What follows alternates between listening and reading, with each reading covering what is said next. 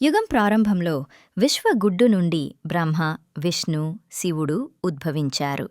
తరువాత ప్రజాపతులు, ఋషులు, దేవతలు మరియు అన్ని జీవులు ప్రకృతి, కాలం మరియు విశ్వక్రమం యొక్క సృష్టితో పాటు ఉద్భవించారు. యుగాల చక్రం అంతులేనిదిగా వర్ణించబడింది. ఇక్కడ సృష్టి నిరంతరం కరిగిపోతుంది మరియు పునరుద్ధరించబడుతుంది. దేవతల సంఖ్య 33,333. దేవవ్రతులు మరియు అతని వారసుల ద్వారా విస్తరించి ఉన్న వివరణాత్మక వంశాలు ఉన్నాయి. ఈ వంశాల నుండి కురులు, యాదులు, భరతులు, యయాతి మరియు ఇక్ష్వాకు వంటి గొప్ప వంశాలు, అనేకమంది రాజఋషులు వచ్చారు. వ్యాసుడు వేదాలు, ధర్మం, అర్థ, కామ మరియు ఇతర శాస్త్రాలతో సహా ఈ విశ్వక్రమాన్ని మానవాళికి మార్గదర్శక సూత్రాలుగా ఊహించాడు.